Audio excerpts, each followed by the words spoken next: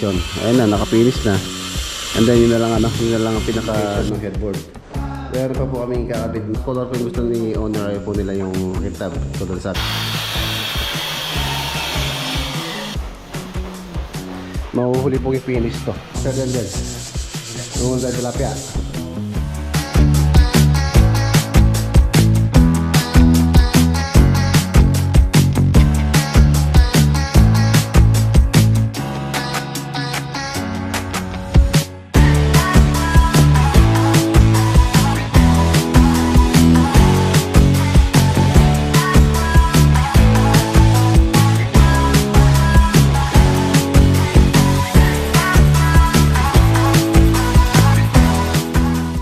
Nakabit niyang kaya na eh. Pitog po. Pinugtong. Pwede na. Set po yun. So, lapad po lang. Isang ganito.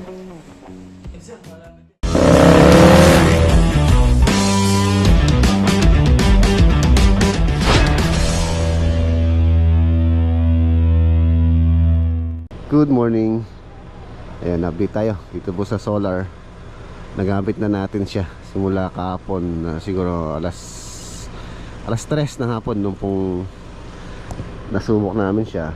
Although hindi pa totally full charge yung kanyang battery, nasa 70% yata nun. 70% ba o 80, mga ganun yata. Tsaka nung bandang hapon umulan, medyo kumilimlim panahon, so hindi siya halos nakapag full charge. Paggabi halos nasa 70%. So, ang natitira pa mga boss, yan, nasa 21% na lang yung battery. So, meron tayong nakukuha sa grid or sa Pelco na 1.62 kilowatts today. Ayan, gumagamit po tayo ng kuryente today dahil nga po mahina pa yung, hindi pa ganun kainit, pero pagka uminit na, mamamatay na to itong sa Pelco. So, possible magkakabil pa po tayo nito. Sabagay, hindi pa natin ano na ngayon ito, ma-observe siguro mga 1 to 3 months 2 to 3 months siguro doon natin ma-obserbahan yung magkano yung magiging bill natin sa kuryente. Dahil July 20 ba tayo ngayon? Tama ba? 20. So mayroon pa tayong bill itong buwan na to. So ayan, 1 kilowatts yung yung production. So galing sa panel, tapos 1.62 kilowatts naman yung nagagamit natin sa Pelco. And then yung load natin 2.38 kilowatts ang load, yung nagagamit. 21%. Time check 7:15 AM. Ayan. For today's video pala, pumunta po tayo sa Lakeshore Project. Tapos kung may time pa, baka dumiretso rin tayo ng Bacolor sa private villa project update. So let's go. Ayan, nandito na tayo mga boss dito po sa Lakeshore. Ayun o. Hindi pa po tapos sila Sir Leo or si Vince Windows. Ayan, ongoing pa rin po yung pag-install, pero alas konti na lang. Ayan, silipin natin. Update tayo dito sa Lakeshore Project. So, ayan. Yun o. Ito yung design ng kanyang perimeter fence. Ayan na siya. And then yung pong mga grills nito, tsaka yung kanyang pinaka gate sa farm na po ipapabricate. Pagka natapos dito, dadali na lang dito for installation. Ayun na, naka-finish na. And then yun na lang ang pinaka service gate. Ayan, may service gate po doon. Meron pong yan, canopy sa design niya. Ayan, tapos si Sir Leo, yung grupo niya nandito po. By estimated, nakakausap ko rin yung kanilang team leader. By Thursday, natapos na po sila dito. Ayan, napakatagal po ng installation dahil nga po napakabusisi nito. Hindi pwedeng basta-basta lang. Quality talaga. Wala akong masabi. Napakaganda ng materials, and then yung UPVC, napakagandang materials na high-end yung mga doors and windows nila itong project na to. Maganda. Ayan. Halos sa ito na lang yung nilalagay nila, so may close na po yung project. So pagka meron na tayong salamin dito, so pwede na ilagay din po yung mga center light. Tulad dito sa may high ceiling dito, meron po center light yan. Medyo malaki po yun, kaya hindi ko muna pinalalagay din dahil pagka nakalawit kasi yun, chandelier siya. Pagka may hangin na malakas, pwedeng mag-swing yun or gumalaw. So baka mabasag dahil medyo mahal po yung ilaw dyan. Pagka na-close na siguro, tingnan natin this week or maybe next week, papadeliver ko na rin yung mga ilaw. And then yung mga sa aircon, pwede na rin sila mag-install. Although meron pang ginagawa sa loob na mga additional nila client, pero ayos na. Pwede nang install yung mga aircon, tatakpan na lang natin. Babalot na muna natin ng plastic, at least naka-install na. Ayan, ano na nun, unti-unti nang nalilinis itong site, itong bahay. So ayan, ongoing yung perimeter fence. Ayan, meron tayong mga ilaw dito. 2 meters ang height po niyan.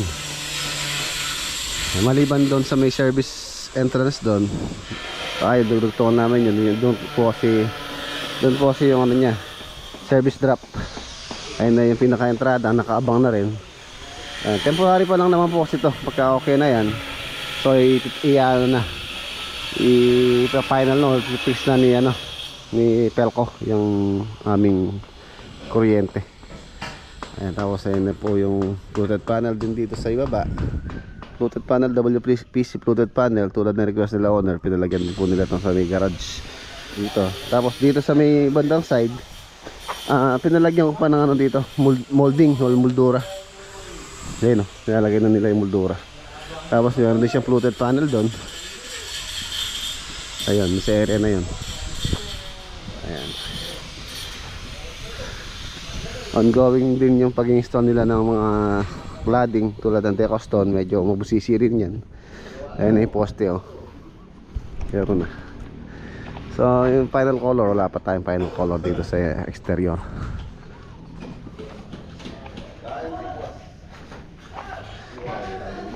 Ito yung deco stone. Lalagyan pa po natin ng emulsion to para mas lumiwanag yung kulay. Ito, deco stone po yan. Ganun din doon, hanggang taas po yun. Yan, ito hanggang taas yan. Tapos meron siyang wall lamp dyan.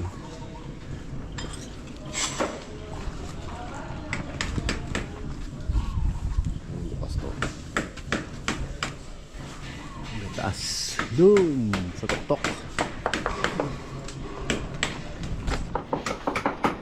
Yan, tapos yan, nilalagyan na nila ng group itong fence. And then mayroon po siyang ilaw. Yung mga ilaw po dyan para pagka gabi. So maganda po yung bakod dito, maliwanag. Lalo na gusto ni owner dito is siya, mayroon siyang guardian dyan. Ganon din sa kabilang side. Ito yung mga UPVC by Sir Leo Beans Windows. Kung gusto nyo pong pa-install kay Sir Beans, mga high-end doors and windows, naghahanap kayo ng UPVC. Ayan o, ganda o. Napaka-smooth. Ang ganda na lock nyo. Talagang hindi po tinipid. Talagang magandang klase. Napakakapal pa. Napakakapal ng materials nyo.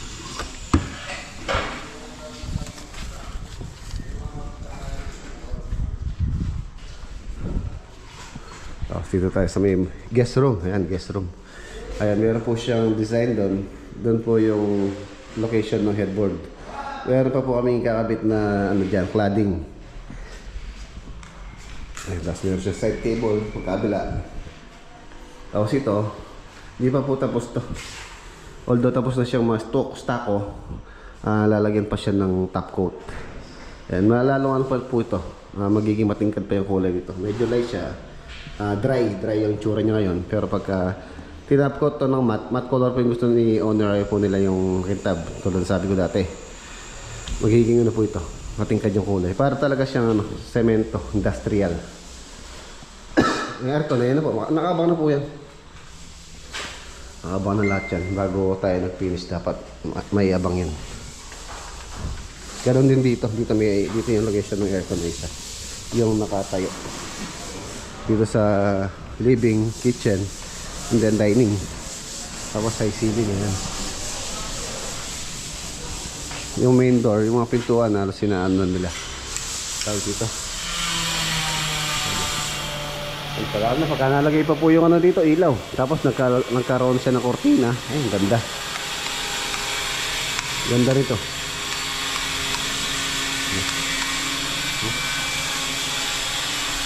At ito na po yung railing. Tapos na po ito. Bale, ano na lang to. Yung kanyang pinaka handrail. Yung handrail nito, tulad ng sabi ko mga boss, sa kahoy. Kahoy din siya. And then, yung mga wood planks namin. Ito, naka-prepare na.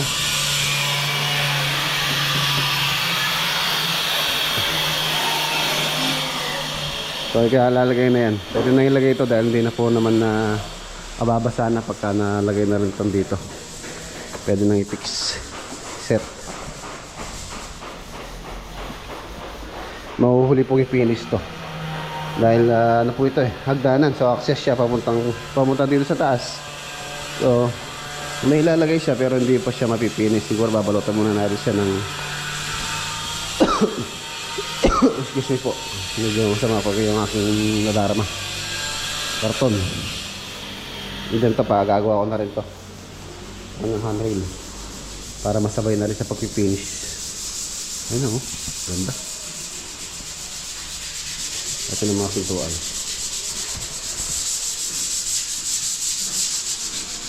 Ano master dyan? Umul tayo tilapia. Linggo. Awning. Ang ganda ng ano. Ang ganda ng mga lock set. Mga locket niya. Quality. Ay master oh.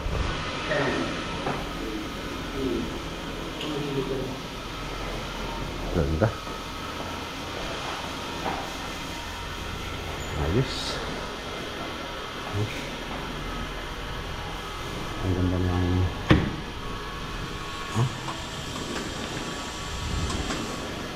talagang hindi mo mararamdaman yung ano sa labas. Tapos wala siyang ano mga boss. Wala siyang alog. Hindi siya maalog oh. Hindi tulad ng ano, ng aluminum. Pagka wala siyang hangin, hindi maalog. So hindi, wala.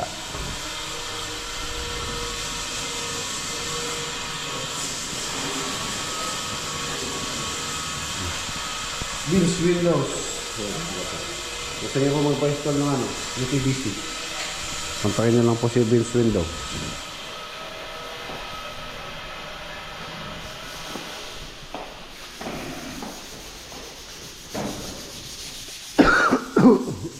Hindi natin ilaw dito.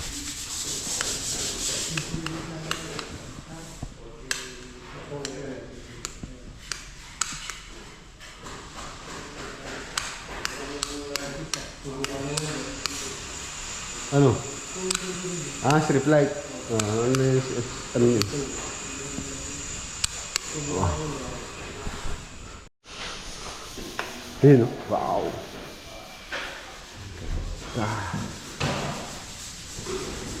High-end. Elegant na elegant. Dito mayroon din po yan. Sa kanyang staircase. Tapos yun dun. Ito yung pinaka room 1. Meron din pong ano doon, design. Doon yung headboard nito. Tapos ito yung room 2. Ayan, meron din doon. Fluted panel, may design din po dito yan. Tapos dito sa sulok na to, pinalalagay din si Kuya Bong dito. Sulok na to. Dati po kasi sa original plan, hanggang dito lang po yung wall nitong kwarto. So nag-adjust kami ng halos sa 0.6 or 2 feet. Kaya kung mapapansin nyo, lumihis siya dito sa poste. Dati dito dapat yan. Yeah. Tapos yung pinto na yan, siyempre lumaki din. Dapat doon pa yun. Kaya itong space na to, nilalagay naman dito. Kaya medyo lumaki po ng kwarto na to. Okay.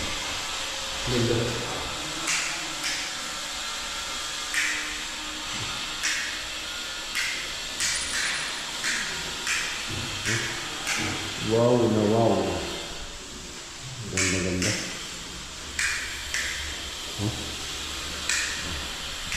Marami pong ilaw yan, pero hindi naman po sabay-sabay sa isang switch lang yan. Tulad yan, no? Yan, kung gusto niyang tatlo, pa-triangle yung kanyang orientation, tapos gusto niyang full blast. Ayan. Tapos tricolor din po yan, hindi po isang kulay. Ayan. Mas romantic. Mas romantic yung kanyang kulay. Pagka ganitong warm white. Ang ganda, oh. Ito yung kanyang ready. Tapos pantay lang po siya. So hindi siya matitisod. Ayan. Ganda. May mga screen din po ito. Ayun yung screen niya. So binalutan muna nila ng plastic para hindi po madumihan din. Dahil ang gawin pa yung ating gawa. At dito may wall lamp din dyan. Finish na. Pinayin na. Finish. Sa kulay, no? Charcoal gray.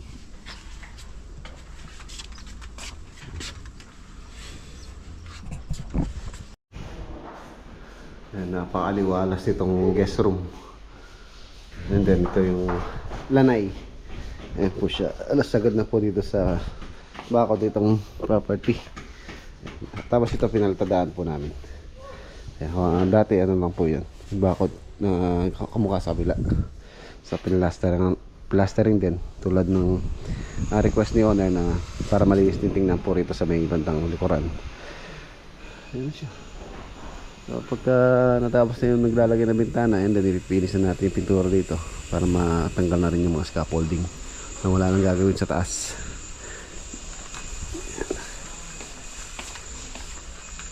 Yung setback nya, harasan po ito 2 meters side by side, yan ang diesel god, tapos 3 meters sa harapan.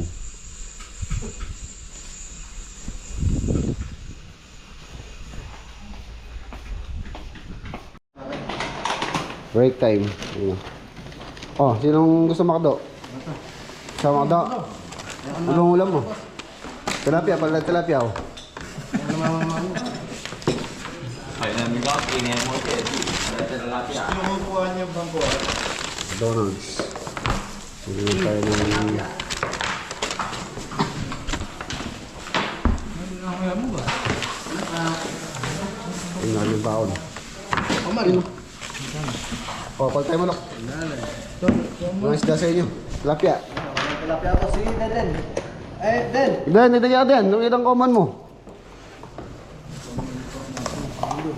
Mom. Diyan, yaman yung ulam mo. Kita siya mo mo. Diyan, mawala ka na. May tibo. Bago ka, yan.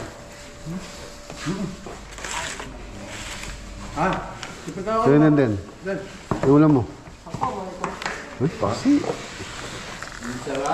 Oh, paltang manok.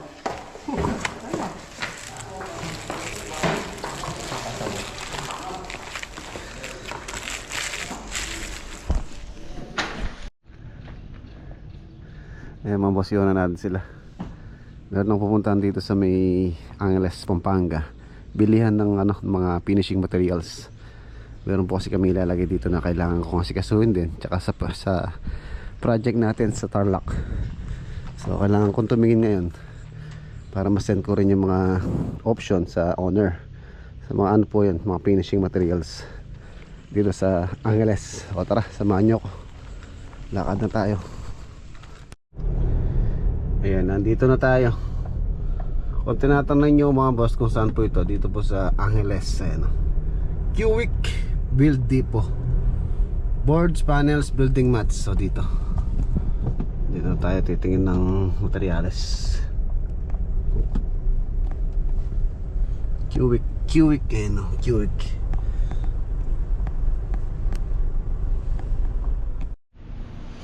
Ayan, nandito tayo sa kanilang showroom.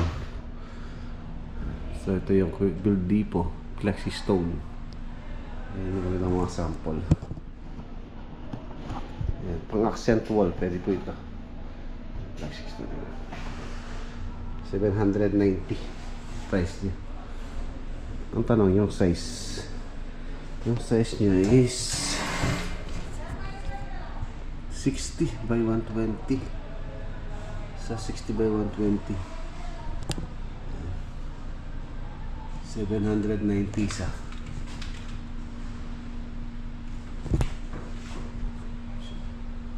Andito. Halos ito mga boss, mga bagong materialis po ito. Tapos ito naman, Flexistone Natural Look. Ito. Meron din. 60 by 120 din po yung size niyan. Then dito, ito yung hinahanap ko rin pala. Ito yung bamboo charcoal board. Ito po. Ang size nito, alam ko ano. Ayan, 120 1.2 or ano sa po yan. 4 by 2.9 meters. Ayan. Malaki siya, mahaba pala siya. Ito yung nanap ko. Ito po yung mga bamboo charcoal board. Halos sa malaki pa sa plywood. Ito yung design. So ang price nito, wala silang price. Tunangin natin. Ayan. Yan po yung lakad natin dito. Hanap ako ng sample para send ko sa owner. Mga ganitong design. Maganda sana yung buo para makita ng owner na yung buong board. Kung gusto niyo pumasyal dito, i-plus ko sa screen yung Google Map ang ginamit kong navigation pagpunta ko rito. Google Map. Ito naman yung pan-design din mga panel. Ceiling panel. Yung malaki oh. Kisame, pwede po yan. Tapos dito, mga fluted.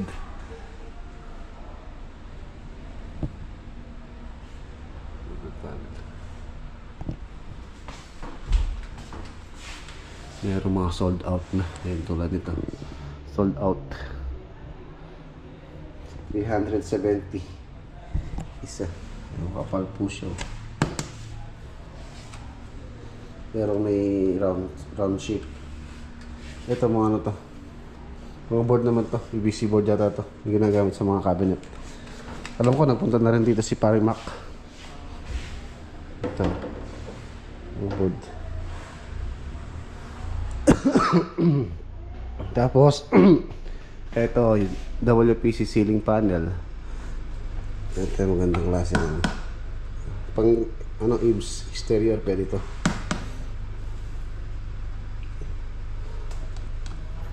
Business panel ito na lang gagamitin pwede. Ito pang outdoor wall. Tingin tayo. Marami gagamit din tayo dito sa ano sa Tarlac.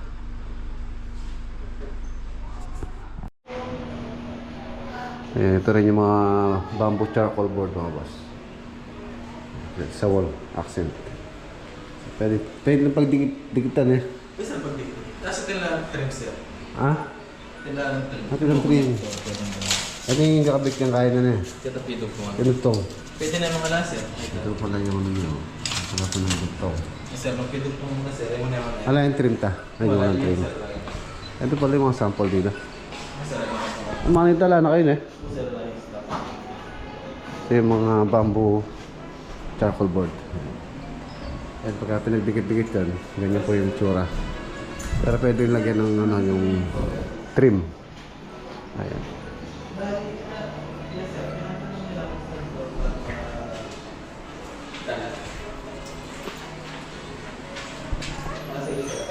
Foam board. Ito yung sa ano. Yung nagamit sa cabinet. Ganyan pala pwede na yun. Set po yun. Bamboo charcoal board.